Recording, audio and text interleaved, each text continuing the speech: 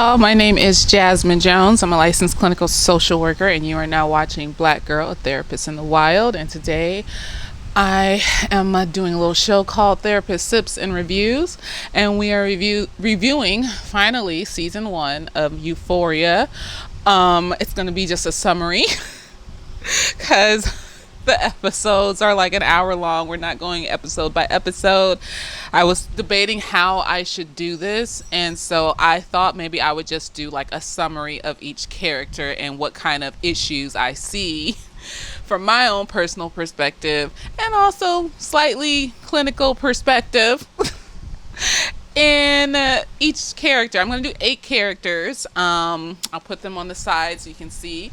And today I am sipping on a Michelada because it tastes like liquefied Mexican candy, and you know, I can drink like a whole thing of these and it's just magical.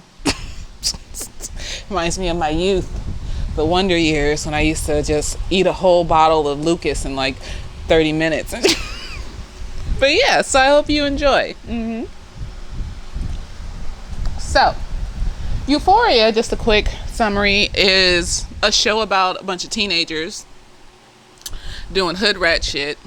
Basically just doing regular teenager shit. I was shocked and amazed that people thought that the stuff that they were doing was just so out there. I mean, in middle school, I went to school with kids that were pregnant and hiding it with the baby fat jacket, and we're doing drugs and we're running trains, and you know, so I'm just kind of like, and this is like, when was middle school? Late 90s, early 2000s.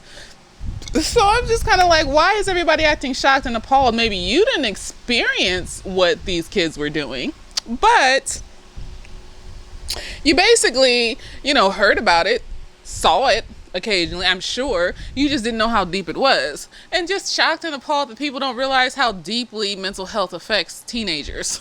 Like, maybe it's because I see them every day and deal with them and their problems all the time, and you know, but yeah, this stuff just looks like normal teenager mental health shit to me. Like, you know, insecurity and, you know, early onset possible sociopathy and you know, addiction and low self-esteem and things like that. So I've gathered together what I think the premise of this show is, and it seems to me that basically, even though Zendaya's character, she's the only person whose name I know in real life, so don't expect me to name the actors for any other character. Her character, Rue, is, you know, an obvious addict. Everyone else in the show is also searching out things outside of themselves to find peace and happiness. And as I've said in other videos, when you are looking outside of yourself to find peace and happiness, you can't really count on the things you find sometimes, because those things aren't forever. The foundation of your peace and happiness needs to be yourself, because you will always have yourself. So, first character we're gonna do is the star of the show, Rue. Rue is, I think she's 16 or 17. I'm not going to know the ages of all these kids. I think they're not kids in real life, because they wouldn't be able to do all the things they did in the show if they were actual kids and were like being naked and stuff. You know, I would hope not. But I think they're all in the 11th grade, so they're all juniors. And Rue has just recently got out of rehab. So Rue's issues stem from having been diagnosed with various mental health issues when she was younger. No apparent trauma or abuse in her family. Like, she has this loving family. She has this loving dad, loving mom, loving sister. But she did have some mental health issues that she was diagnosed with as a child, and nobody could figure out what it was. Later on in the show, she says, and she does show symptoms of being bipolar, which would make sense, because if you're diagnosed with ADHD and then a bunch of other random shit, you know, because a lot of times they don't want to diagnose kids with these intense mental health illnesses like bipolar or schizophrenia and things like that, because kids can be very imaginative, kids can be very hyperactive. So, you know, it's understandable that they would have been confused by what her diagnosis would be as a child, if she did have bipolar as a child.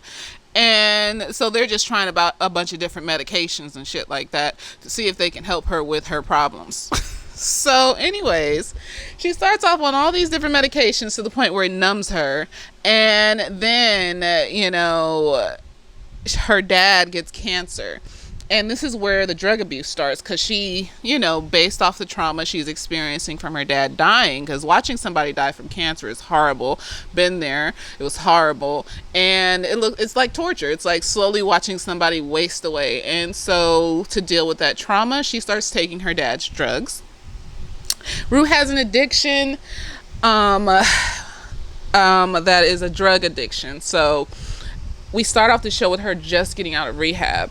And, she flashbacks to the past show that she's doing all the drug addict things, being reckless, violent with her mom, getting in people's faces. And, she has this drug dealer named Fez who, she basically almost wrecked his shit just to get some drugs. So she's all the drug addict stuff. She cannot deal with pain, not even slightly, and she often will blame herself for things. When she overdosed, her sister, her name is Gia, found her. I'm remembering the names because I've watched the show twice now. So, the more you do things, the more you learn stuff. Her name is Gia, found her, so she carries that guilt of having her sister finding her overdose on the floor throughout the show. And so she just goes throughout the show either being addicted to drugs are being addicted to her friend Jules, and they're a confusing relationship, and you can just tell that moments where any kind of conflict comes up, even slightly, I'm sleepy, I'm hungry, she immediately goes to drugs to numb whatever negative emotions come up. And that's the hard part, is especially if you are using drugs to numb yourself, you're just going to automatically go to it whenever you feel bad. It's like, instead of thinking, maybe I should take a nap, maybe I should have a snack, maybe I should talk to a friend, maybe I should meditate, you just go to drugs. And, at some point in the show, she goes to Narcotics Anonymous and she lies for a few months saying that she's clean, but in reality she's not. And then she gets clean because she wants to be with Jules, and she believes Jules is her savior. So instead of being addicted to drugs, she becomes addicted to Jules. So it's she has an addictive personality where it's like you just jump from one thing to the next. And I mean, that is a treatment thing where you can replace a negative addiction with a positive addiction and help people work out of it, but it can't be another person, and it can't be something that's temporary, and it can't be something that you can't control. Like, you can do exercising, but if it gets to the point where it becomes a problem and your health is in the way, then it's kind of like it's a precarious treatment modality. So she becomes addicted to Jules and wants to get clean for Jules, and so she gets clean. And then later on in the show, when Jules is having issues her own self, she realizes that, because she got a mentor from Narcotics Anonymous, and the Narcotics Anonymous guy says, well, what if Jules leaves? What if she, what if she doesn't like you anymore? Like, what? You can't control Jules. Because she's thinking, oh, we're going to be together forever, and wherever she goes, I'm going to go, and we're just going to have this lovey-dovey fantasy, and it's going to be beautiful, and all this other stuff. But later in the show, when Jules is having problems of her own, it's kind of like Rue just reverts to this, it's my fault that Jules is having problems, and I'm a burden to Jules and stuff, because Jules goes to the Halloween party and gets super drunk, and that's not something Jules usually does. So she just blames herself and feels like she's this horrible person because Jules is drunk at this Halloween party, and obviously something's wrong with Jules, and Jules isn't telling her, so obviously it's Rue's fault. So Rue then realizes that, maybe the mentor dude was right. Maybe she can't attach herself to other people in that way to think that they are going to be her healing. But it kind of falls through, she stays sober, and she stays friends with Rue, and Rue tells her eventually she stays friends with Jules, and Jules eventually tells her what's going on. But at the end, when, I'm assuming everybody saw this, so spoiler alert and all the other shit, I'm going to talk about the end and all this other stuff. So at the end, when she makes this impulsive plan to leave the town, Rue comes up with this plan. Jules is like all for it, because Jules is like kind of got that nomad type of spirit.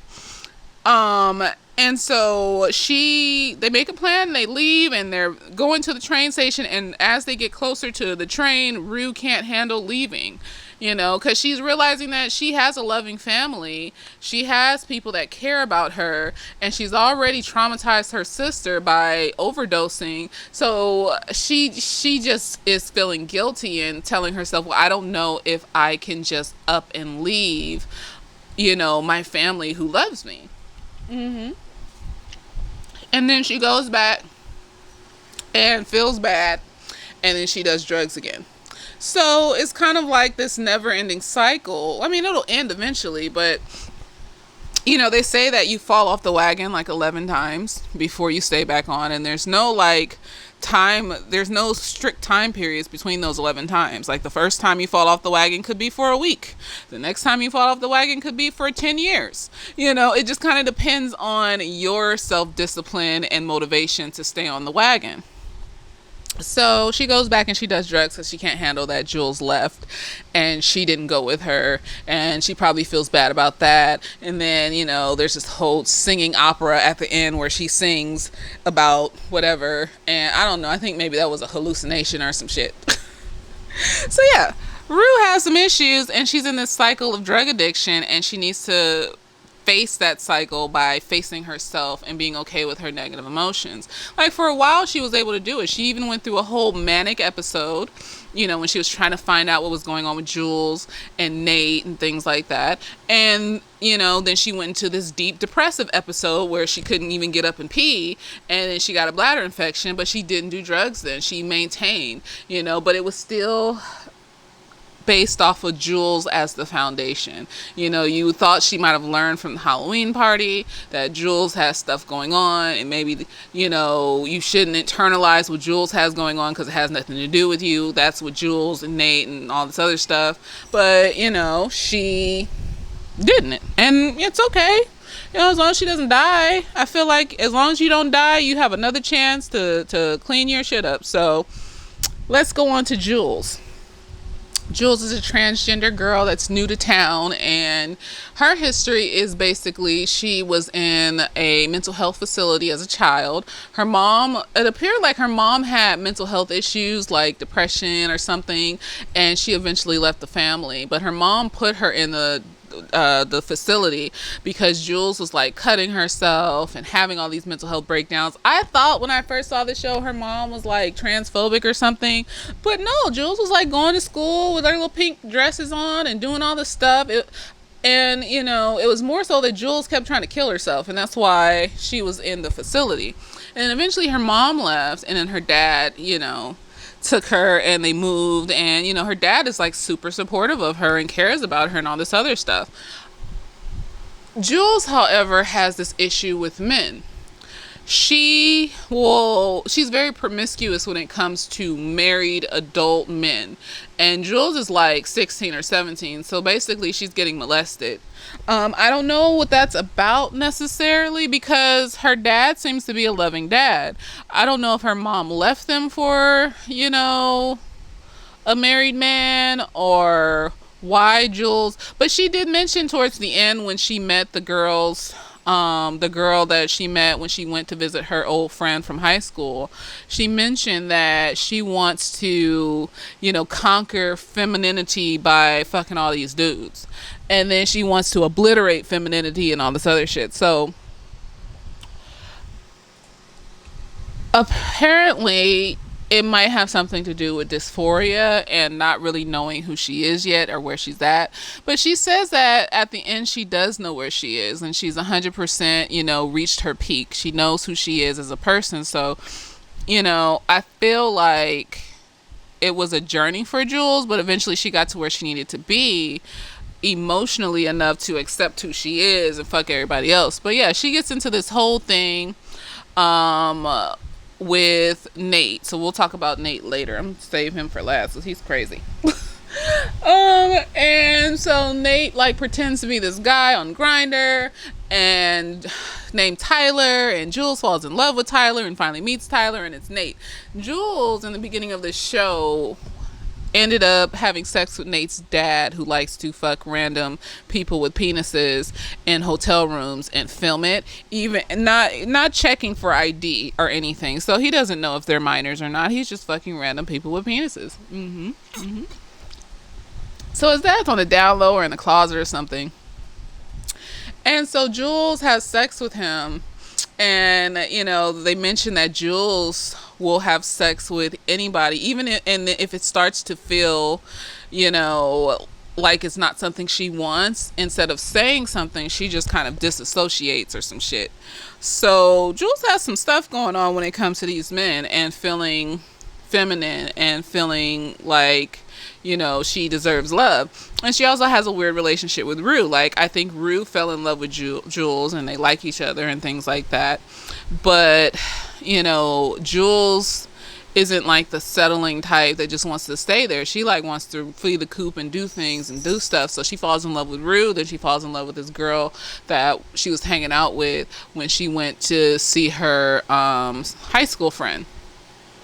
So, you know, it's kind of like she's like this free-spirited type person. It's interesting though that she can have like romantic relationships with women, but with men it's more so about conquering something. So finding something in these sexual adventures with men. And it's kind of like going back to the euphoric title. So her thing is finding her femininity and finding and obliterating it or whatever. And, you know, it's interesting. So Jules is just kind of like out there. I'm still kind of confused a little bit about what her goal is with these men. You know, like I said, she mentioned conquering femininity, but also who hurt you and why do you want to have sex with grown married men?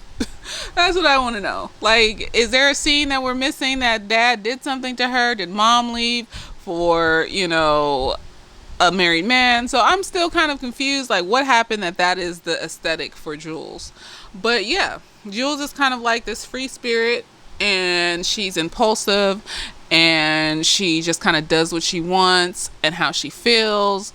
And she's also searching for love, because with Nate it was like she was searching for love, but then when she found out it was Nate, she just kind of like hated him and was disgusted by him and he's trash. Next we have Kat. So Kat is a part of the girl group that they all kind of hang out in when, you know, but they all have kind of like a clique. So like, you know, each kind of go off with two other, like, so it's Rue and Jules, and then Kat, Maddie, and Cassie. They all hang out like close, a little bit closer. And then Lexi is kind of by herself, and Nate hangs out with the football people. So, but Rue, Jules, Kat, Cassie, and Maddie, and then there's one little white girl that acts like she's black. I don't know what's up with that. They all hang out together sometimes too. So they all are like a friend group, but they have their little cliques within the friend group. So anyways, Kat is one of the girls that hangs out in the friend group, and she's like a plus size girl. And apparently when she was younger, she wasn't plus size until she went on a trip for the summer and gained a lot of weight because she drank a bunch of what are those things? It was like virgin margaritas or some shit. Pina coladas, virgin pina coladas. She drank like 70 of them while she was on the trip, and her mom just let her and stuff. I wish my mom would let me do some shit like that. She was like, I'm not buying that shit. You don't need that many. But yeah, so she was dating this guy in 6th grade. And, you know, all these dating people in 6th, like, it's so serious. It followed her into high school. It was that serious. But then shit from high school follows people into adulthood. So what am I talking about?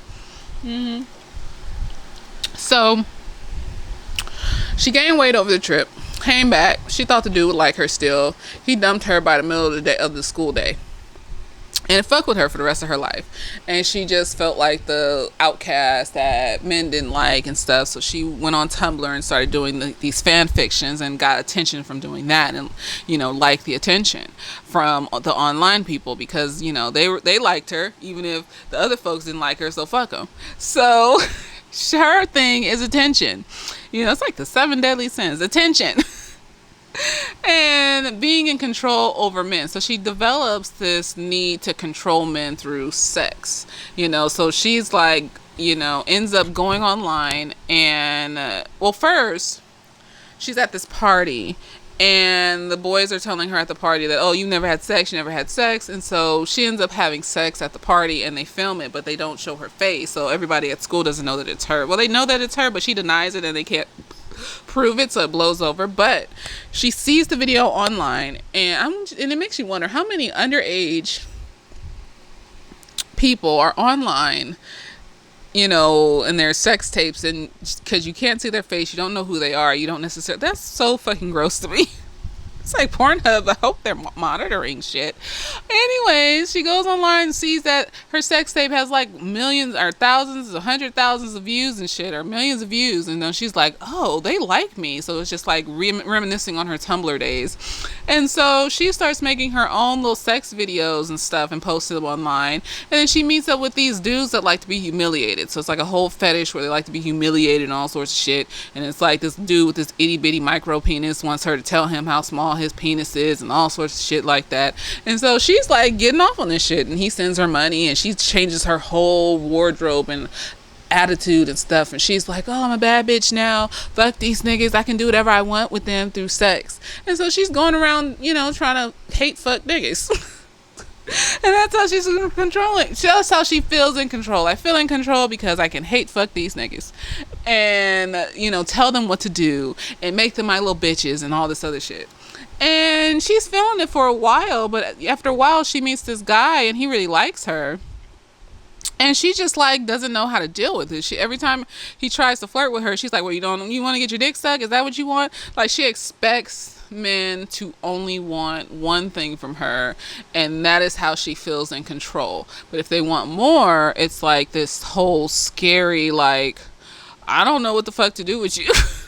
So what stops her from doing this online thing is she meets up with big bad scary motherfucking nigga online who wants her to take her clothes off. She's never taken her clothes off before, and it's like the horror stories that you hear about the online predators and shit. Like, he comes online, his camera's dark, so she can't see him. So it's kind of like she totally loses control of the situation. First, he keeps his camera dark. He tells her to take her clothes off, and then he says she's beautiful, and she freaks the fuck out, gets off of there, and doesn't know what to do after that, And then at one scene, Maddie, her friend, like, calls her out and says, like, I miss the old you, the funny you, the you that's there for your friends. And, I don't know what the fuck happened to you and the way you're dressing, because she's like going to school in these bustiers, dominatrix style shit. And it's like a whole thing. And, there's nothing wrong with being, a sex worker online, things like that. But she was doing it for reasons that didn't involve being an adult. And she was a child. And also, she was doing it to make herself feel in control and feel better, until she came across what this really is about, and that crazy motherfucker that could easily take her IP address and find out who the fuck she is and where she lives and all that other crazy people shit. And it freaked her out. And then she ends up being with the dorky dude from her class that, she likes her, that genuinely likes her and wants to kind of date her and shit, And so, and it's interesting because she's also going around town, and dudes that graduated from high school that she wanted to have sex with or wanted to be with when they were in high school, or thought they were the top dog or some shit, she's going around town, like, randomly giving them blowjobs and fucking them and shit, like, see, I fucked you, I did it, I'm the bad bitch and shit. And it's like, that's not it, girl. That's not the place. We don't need to involve ourselves in situations that, make us feel in control by, hate fucking other people. Like, that's not it, because at the end of the day, it's still, I don't like myself, so I need to do this shit to you to make myself like myself, It's like setting up a scenario where eventually it's all going to come crashing down because the foundation is I don't really like myself. I don't like myself to think I deserve somebody that's going to treat me right and be nice to me and care about me and all this other shit. So I'm just going to see men as things that I can use and move the fuck on. That's where it's coming from. Like, she doesn't think she deserves kindness and love and shit like that. So she just is like, oh, well, I guess all men are the same. So I'm just going to treat them like pieces of meat and still hate myself inside. Now, if it's one thing, if you love yourself completely and you just want to fuck around. But, and also on top of that, she's a minor. That's her character in this show. She's a minor. It's not cool. Right. Then we go to, who's next? Let's do Cassie. So Cassie is another one of the friends. She experienced her mom's alcoholism and her dad's drug addiction. Mom and dad are always arguing when she was younger, and then eventually dad disappeared. When she was younger, her dad got her into ice skating, but then he stopped paying for it because, he couldn't afford it. So her dream was gone, but she always kept that with her as a thing. She really loved her dad, but her dad, left their mom and then started using drugs. No, he started drinking. One night he was drinking, was driving, got in an accident. They put him on a shit ton of painkillers. He got addicted to painkillers. So then he got addicted to heroin and other drugs on top of painkillers. And what happened next was that he just kind of stopped being around. So she kind of had these father issues because her dad wasn't shit. And she took these father issues and decided that she was going to try to find love in all these boys at school. Not all these boys. It was like she was in relationships and she fell in love with each boy that she was in a relationship with, even if all they wanted was sex. So every boy that wanted her, she's well developed in the chest area and all this other shit, just wanted sex from her. And they wanted sex from her, and so they would take advantage of her and film her. And even if she didn't want to do it, she would do it because she thought that would make them happy and make them love her. So she spent most of her high school journey searching for love, and then they would post it on the internet, and then people would talk shit about her and all this other stuff until she met this boy, McKay. So McKay's a football player. I'm just going to add him in with Cassie because they go together. McKay's a football player, and his dad just kind of like, basically there was no like, you have other options in life besides football, just in case. And I love you for you. And if you make a mistake, it's okay. His dad just drilled into him that football was a thing. That's all you need to worry about is football. He goes to college. He's playing football, and he realizes that everybody else is better than him, and realizes that he's probably not going to make it to the NFL. It's rare. It's a rare chance that you do make it to the pro sports and shit like that. So him and Cassie fall in love and shit, but he feels some type of way because Cassie, her videos were, she was filmed having sex and all this other stuff, but he still loves her for her until she wants to go to a Halloween party with her titties hanging out, and he's like, no, I don't want you to go to the Halloween party with your titties hanging out because everybody's gonna look at you and they're gonna look at me and you represent me and all this other shit. And it's kind of like, if she want to go to a Halloween party with her titties hanging out, who the fuck cares? Everybody else is there with their titties hanging out, I don't see what the big fucking deal is. I'm gonna dress the way I want to fucking dress, bitch. But she's sensitive, so she puts on a little shirt. Eventually, McKay realizes that he's not gonna go pro. He talks to his dad, realizes that, his dad is still on that bullshit, telling him, well, that's all in your head. That's not gonna happen. Just stay focused and shit like that. And McKay's just looking at him like, what the fuck are you talking about? His dreams are crushed. And because he's so focused on his dreams being crushed, he's not focused on the fact that he could like go and have another major and get a job doing something else that's reputable and make money elsewhere. So we go back to Cassie. Cassie gets pregnant by McKay at I think it's the Halloween party. No, it's some other party. It's a frat party. And before that happens, McKay's trying to join like a frat, and I guess Cassie went up there to visit, and they like burst in the room when they were having sex. It was the Halloween party, and burst in the room when they were having sex, and then like they were all naked and they jumped on McKay. It was like some weird ass, I don't know, homosexual type shit that, you know, you wouldn't think heterosexual frat boys would do. And then they're calling him McGay, and then he starts crying on the floor. And it's interesting because Cassie uses sex as a way to soothe as well. She's not good at comforting the men that she's with because she doesn't know how. I mean, most of the men that wants her for sex. So in the past, when McKay has been going through things and just wants to talk to her, she's trying to like comfort him with her body because she's like, well, this is what most men have wanted. I don't fucking know how to comfort you and talk to you about your fucking feelings. And he's gotten mad about that. But with that night, when that happened, you know, he like literally like cries on the floor, goes in the bathroom, is upset, comes back out, and then wants to fuck her raw dog from behind.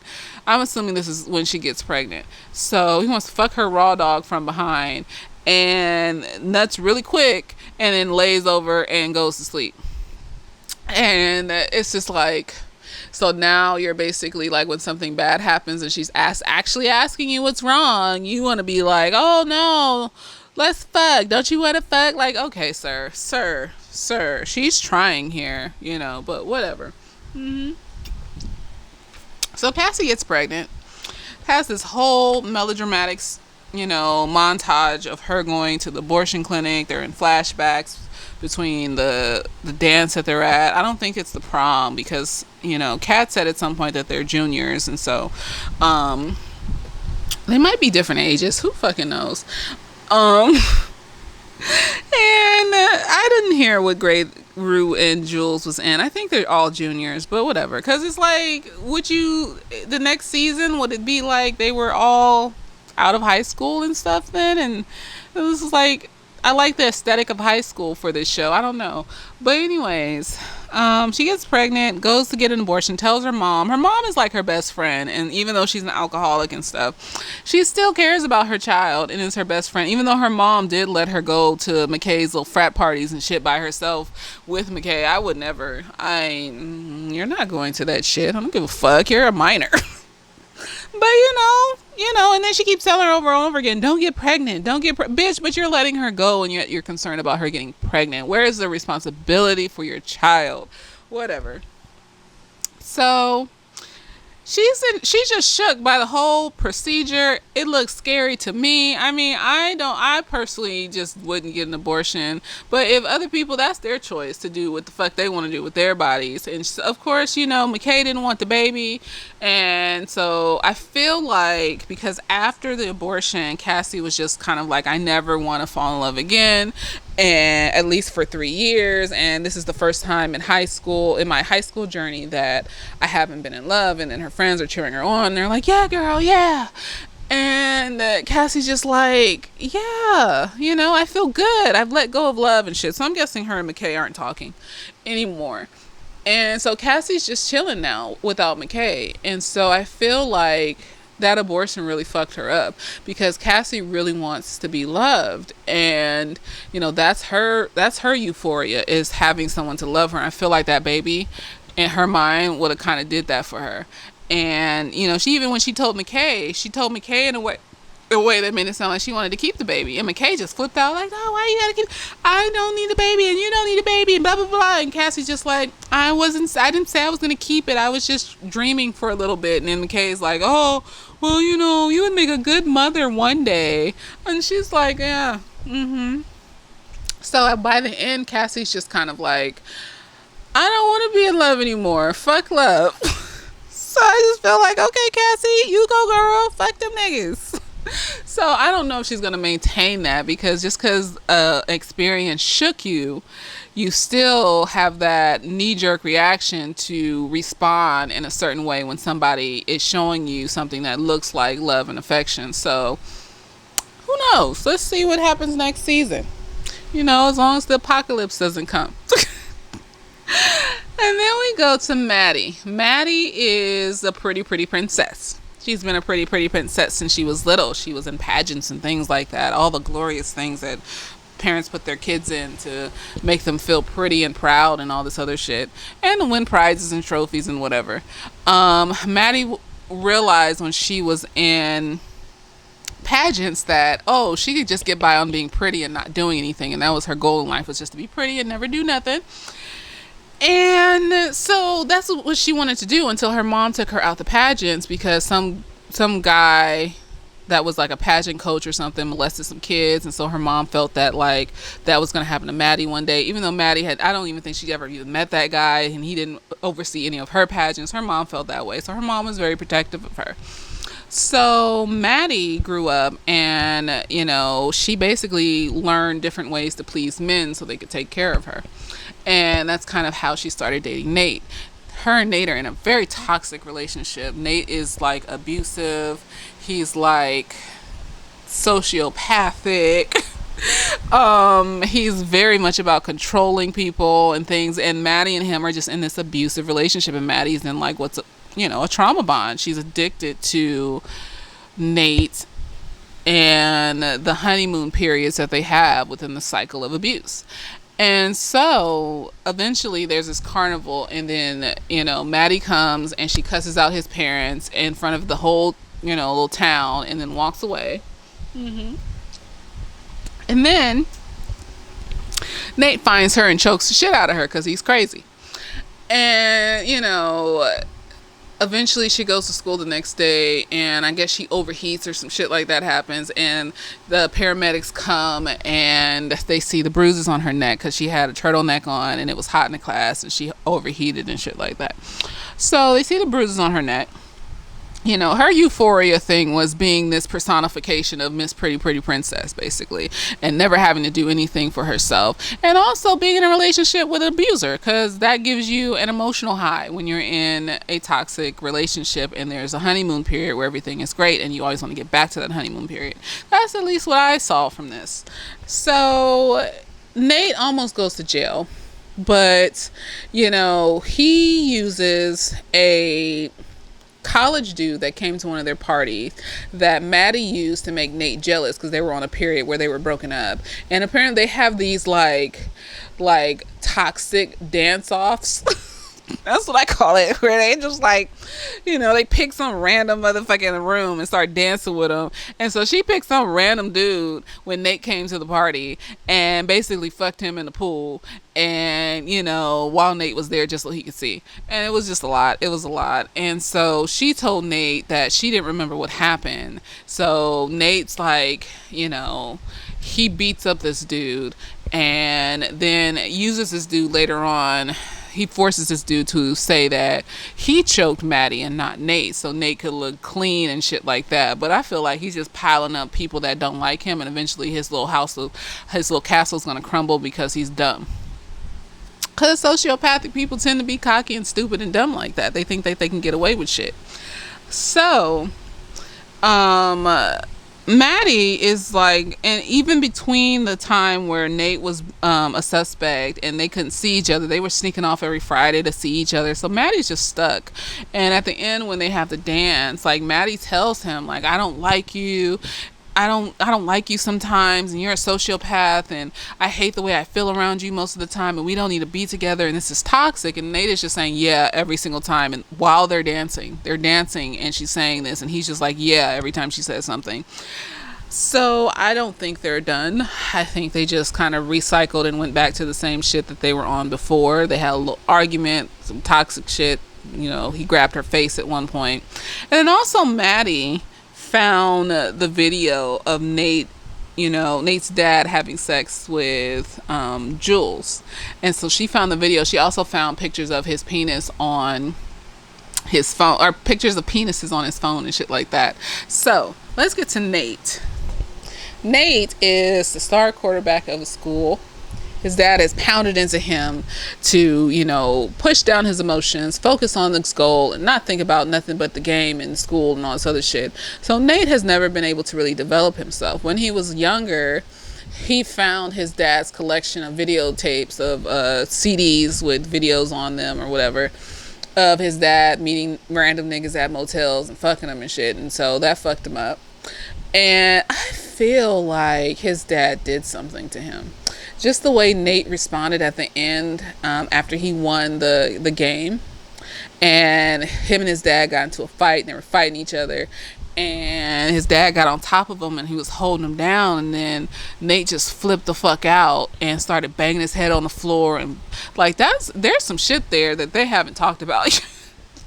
Because the way Nate is acting, I just feel like his dad did something to him. But anyway, so Nate, after he found these videos and his dad talked to him about like being a man and football and not expressing your emotions and hiding your feelings and don't let nobody else see because they can use it against you and shit like that, Nate just turned into this manly man, and he has all these control issues where, you know, he likes girls that are ladylike and wear chokers, and, you know, he wants to have this perfect girlfriend and all this other shit, and he hates being in the locker room and seeing other dudes' penises and shit like that. So he has some issues with his sexuality. He has some issues with just embracing who he is. He doesn't know how to do that, so it all just kind of mushes and turns into anger and self-hatred and all this other shit. So when it comes to Jules, Nate finds the video that his dad did with Jules, and then Nate creates this sociopathic, diabolical plan to pretend to be Tyler. Tyler is the dude that, the college dude that he beat up. He beat him up because he's always had this fantasy of being like a savior, a knight in shining armor for Maddie. And so he just felt like this was his time to beat up the nigga that raped his girlfriend when he didn't, you know, a statutory rape, of course. But, you know, still it's like, why all of this? Anyways, he beat the shit off him, breaks off this motherfucker. But anyways, he used his name to create this Grindr profile and basically talk to Jules. And I think he developed feelings for Jules, but because he's so fucked up mentally, he took that time to talk to Jules. And when they met, I thought he was going to murder her. I really did. But apparently he took that time to talk to Jules, to get her to take naked photographs of herself. And then when she finally met him, he threatened her with the naked photographs and said, oh, this is child pornography, blah, blah, blah, blah, and all this other shit. I feel like based on what state you're in and shit like that, that wouldn't be a threat. I feel like if it's your own pictures, that I think it would just depend on the situation.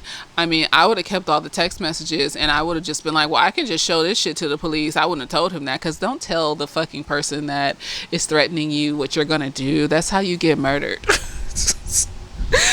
But he threatened her and said that she needs to keep quiet because about his dad, because he's trying to protect his dad and his family and all this other shit. And so Jules is fucked up over that, and then that's when Jules goes to Rue and they, like, you know, express their attraction to each other or whatever. Nate has issues and he needs to embrace who he is, but he's not. So he's just manipulating and maneuvering people to protect himself and his family, in his eyes anyways. But at the end of the day, Rue's drug dealer had told him, just leave us alone. Like, if he had just left them alone, then there would be no issues. They just wanted to be left alone, but he keeps fucking with them. So Nate has issues. His goal is to be this personification of a manly man. That's his mask. That's his euphoria. That's his thing he covers up with. And when it looks like it's about to be broken, he goes and manipulates and does crazy people shit. And so, and he's also possibly, you know, not heterosexual, and he doesn't, you know how to just embrace the fact that he's not heterosexual. So, you know, and I think he, like I said, I think he has feelings for Jules, but, you know, instead of embracing those feelings, he's doing like crazy people shit. So anyways, who else is there? We have Fez. Oh, and at the end of the show, you know, Rue talks to Nate, and she's like, you know, stay away from us, leave us alone. And Nate's just like, well, you're not going to end up being shit, and Jules is just going to leave you anyways, which kind of ended up happening because Jules left, and so that fucked Rue up, and Rue ended up doing drugs and shit again. So, you know, but at the end of the day, he used that as a way to fuck with her head, so it probably would have ended up like that because Rue was the one that came up with the plan to leave in the first place with Jules. So it's kind of like, it's almost like he kind of created that scenario, like that impulse to do something, to make moves, basically. And so anyways, we have Fez. Fez is Rue's drug dealer, and Fez is like, he dropped out of high school, I believe, and he's selling drugs and stuff. And he really cares about Rue. He sees Rue as his family. And when it comes to family, Fez will do anything for his family. Like he's taking care of his grandmother, who appears to be in a coma or something, in the back bedroom of their apartment.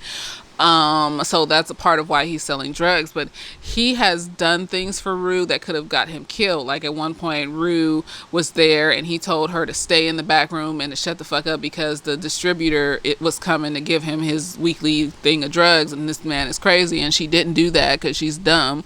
And this nigga put fentanyl in her mouth. It was like this little tiny grain of fentanyl because it can kill you basically, even if you just look at it. And he had to pay $300 for that. Then Rue asked him to threaten Nate to leave them alone.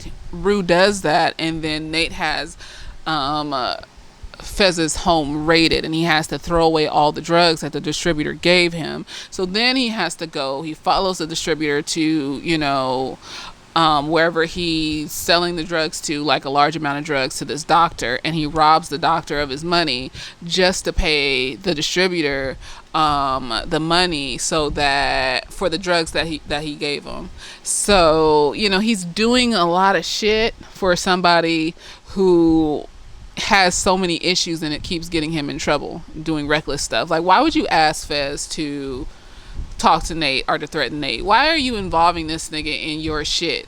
Like, what the fuck? That's not gonna, he's not like some gang member and shit. Yeah, he has guns and shit, but it's like he's not like some gang member with other gang members behind him that can blow this nigga away or some shit and have it covered up. Like, he's one person with his little brother who's like a child who's also selling drugs and shit like that.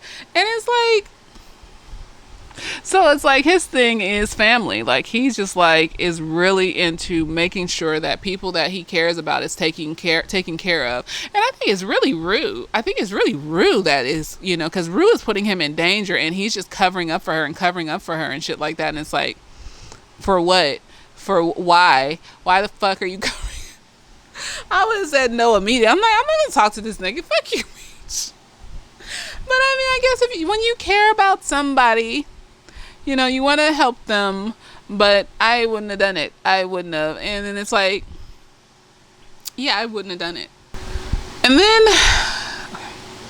we have Lexi. That is Cassie's sister. She's just kind of like a to the side character in here, but she matters. She's like the most normal one in here. Her and Gia, which is whatchamacallit sister, Rue's sister. But Lexi is Rue's not former, she's her best friend, but when Jules comes along, Rue just kind of ignores the shit out of her.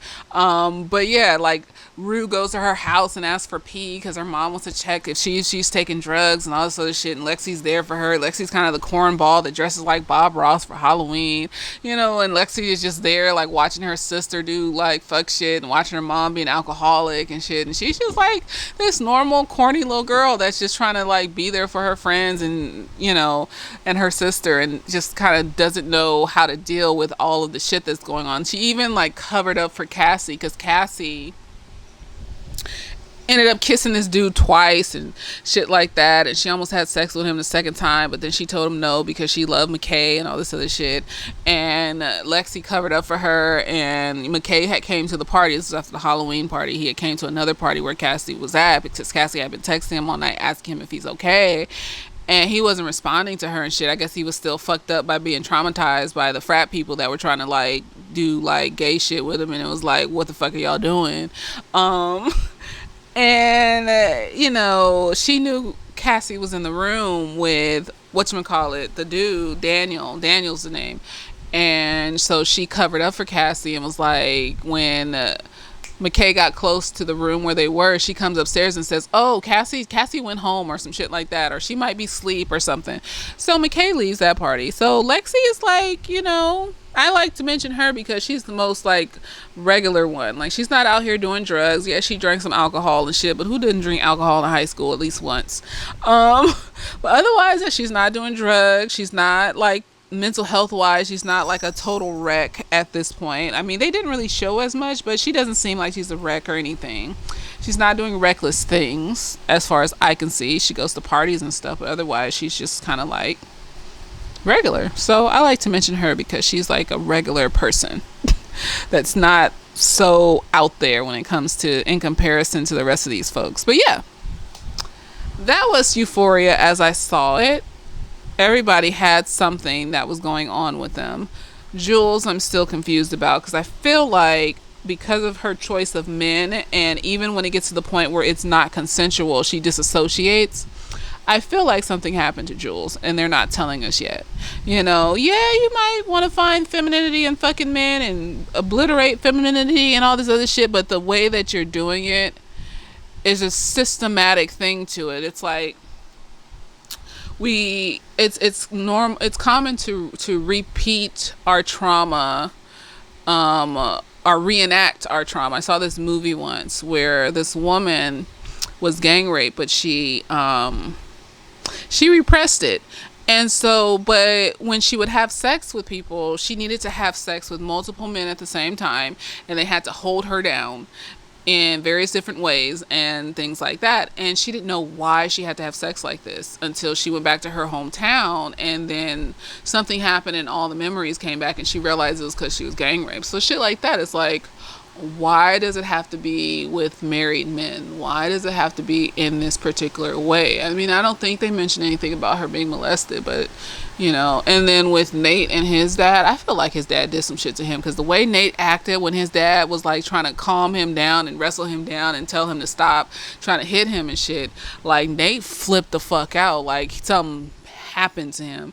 And it was a little weird too, because it was like he was standing there and all he had on was some boxer briefs and shit, and it was just like, I mean, maybe he could just feel some type of way that his dad is like, you know, on the down low or whatever, but I feel like it's more to it than that, you know. I don't know, because Nate is also not ready to address his sexuality and shit like that.